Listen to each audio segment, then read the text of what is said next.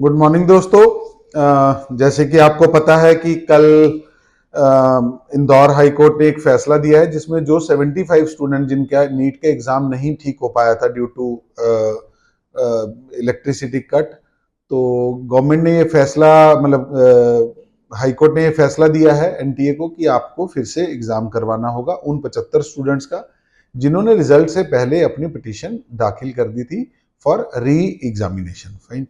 तो एक बड़ा ही मतलब मेरे मन में तो बड़ा मिक्स सा ओपिनियन आया कि इतना डिफिकल्ट पेपर आया था, क्या फिर से एनटीए इतना उस लेवल का पेपर सेट कर पाएगा या उन 75 बच्चों के लिए ये गोल्डन अपॉर्चुनिटी होगी। फाइन, चलिए जो भी है यही part and parcel of life है, किस्मत है। हो सकता है उन 75 बच्चों को एग्जाम नॉर्मल आए और वो बहुत अच्छा स्कोर ले पाए। अब कई बच्चों के मन में एग्जाम एक वो होता है कि कैसे होगा, तो हो सकता है कि आपके रैंक में फर्क पड़े, आपका स्कोर वही रहेगा, उससे कोई मतलब नहीं है। ज्यादा से ज्यादा आपका 75 नंबर रैंक कम या 75 ज्यादा हो सकता है और कोई फर्क नहीं पड़ेगा। या फिर कोई भी गवर्नमेंट डेसिमल्स में भी कई बार स्कोर जो रैंक है वो निकाल सकती है, तो आपके लिए कोई बहुत ज्यादा फर्क पड़ने वाला नहीं है, कोई दिक्कत नहीं आएगी। बस ये है कि अब हमारे को 15 से लेके 20 दिन के आसपास का काउंसलिंग के लिए वेट करना पड़ेगा। तो क्या वो एक्स्ट्रा टाइम अब हम क्या करें, मतलब बड़े क्वेश्चन आते हैं कि सर बच्चे बोर हो रहे हैं, 1-1.5 महीना ऑलरेडी हो गया। तो बेसिक इसको आप, मुझे लगता है कि आप प्रॉब्लम ना समझो, इसको अपॉर्चुनिटी समझो। ठीक है, ठीक है, मैं भी समझता हूं जितनी जल्दी काउंसलिंग होगी उतनी जल्दी क्लासेस स्टार्ट होंगी। एमबीबीएस की डिग्री एक लंबी डिग्री है, 5.5 साल लगते हैं, तो एक आध महीने से कोई बहुत ज्यादा फर्क पड़ने वाला होता नहीं है। बट जो आपको टाइम मिला है आप उसमें यूटिलाइज कैसे कर सकते हो, है ना। तो सबसे पहले तो आपको मैं यही बोलूंगा कि आप अपने कॉलेज की रिसर्च करो। फाइन, कॉलेज देखो कौन सा कॉलेज लेना है, क्योंकि रैंक में फर्क नहीं पड़ रहा, जो आपका रैंक आ गया वही रैंक रहना है। 75 नंबर प्लस माइनस रैंक हो सकता है, उससे कोई बहुत ज्यादा फर्क भी नहीं पड़ता। तो अगर आपके पास टाइम है तो आप सबसे पहले कॉलेज की लिस्ट बनाओ और उसकी प्रॉपर रिसर्च करो। उस कॉलेज में कितनी ओपीडी है, कौन सा आपको मिल सकता है, क्या हो सकता है, वो सारी आप कॉलेज की चॉइस को लिस्ट बनाने में अपना टाइम लगाओ। दूसरा, सभी स्टेट के रूल समझो। फाइन, कि क्योंकि अभी जो पीजी का रूल चेंज हुआ है कि जिस स्टेट में आप एमबीबीएस करोगे वहां पे आपको पीजी का कोटा मिलेगा, तो आप वो समझो। ये भी देखो कि उस स्टेट में पीजी की कितनी सीट्स हैं, जो ब्रांच आप लेना चाहते हो उस ब्रांच में क्या क्या बेनिफिट्स हैं, अगर आप वो स्टेट में जाते हो तो आपको क्या करना है। फाइन, तो इस बात को भी ध्यान रखो। उसके अकॉर्डिंग ही अपनी चॉइस फिलिंग भी बनाओ कि भाई मान लो अगर आप ऑल इंडिया कोटा के थ्रू जा रहे हो ना, तो हर कॉलेज की 15% सीट्स आपके लिए अलाउड है। तो कौन सी स्टेट में आपको पीजी में बेनिफिट मिलेगा, एमडी करने में आपको फायदा होगा। तो जैसे कि आप ऑल इंडिया कोटा से अगर आप पार्टिसिपेट कर रहे हो तो 15% सीट्स हैं फाइन हर स्टेट की। और आपको ये देखना है कि आपको कौन से स्टेट के कॉलेज की सीट लेनी है जिससे आपको थोड़ा सा बेनिफिट हो बाद में एमडी में। तो ये बड़ा अच्छा टाइम यूटिलाइजेशन का एक वो है। बहुत से कॉलेज हैं, 400 कॉलेज है, आपको अच्छा खासा टाइम लग जाएगा अपनी रिसर्च बनाने में।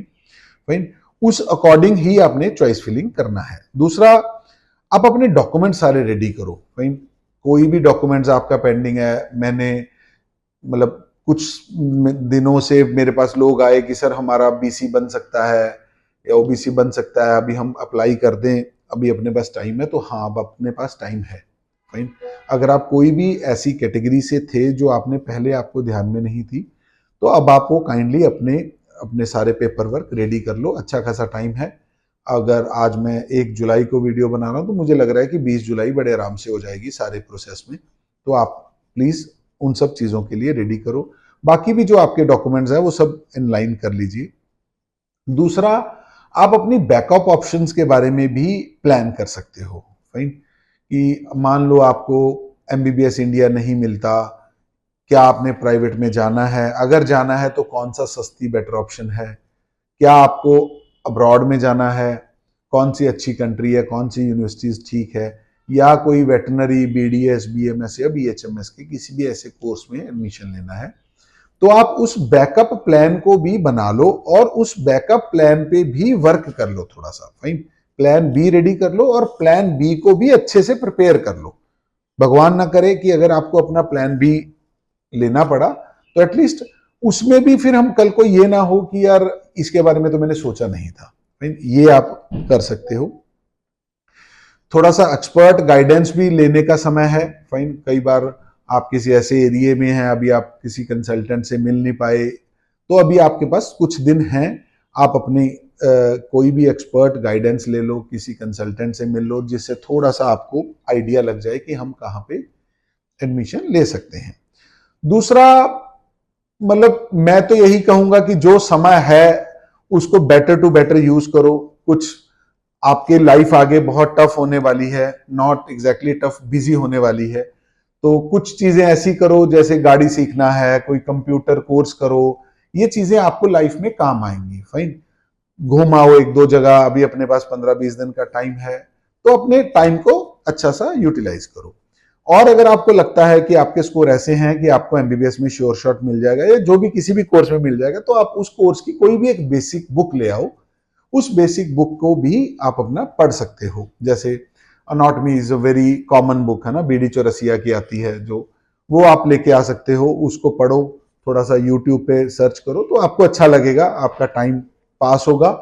और जब आप कॉलेज में जाओगे तो आपका बड़ा अच्छा इंप्रेशन पड़ेगा टीचर्स के ऊपर। कहते हैं ना, फर्स्ट इंप्रेशन लास्ट इंप्रेशन, तो उनको लगेगा कि यार ये बच्चा बड़ा इंटेलिजेंट है, इसने एमबीबीएस की भी पढ़ाई शुरू कर दी है, तो it is good for you.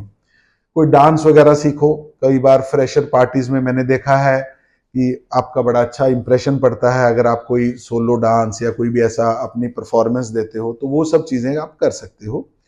तो मेरी सभी स्टूडेंट से ये रिक्वेस्ट है कि 20-25 दिन को वेस्ट मत करना, ये गोल्डन अपॉर्चुनिटी है, इसको प्लीज यूज करो। बाकी आप लोगों ने कभी हमसे मिलना हो तो हम अवेलेबल हैं, हमारे सेमिनार्स भी लग रहे हैं, ऑलमोस्ट सभी शहरों में होता ही है सेमिनार, हर रोज 2-3 सेमिनार होते हैं हम किसी ना किसी सिटी में। तो आप अगर हमसे जुड़ना चाहते हो, हमसे मिल सकते हो। हमारे चंडीगढ़ में ऑफिस है, जलंधर, करनाल, दिल्ली, आप किसी भी ऑफिस में मिल सकते हो। और अगर आपको हमारी सर्विसेज लेनी है तो आप इन नंबरों पे बात भी कर सकते हो। Fine, thank you so much, good luck.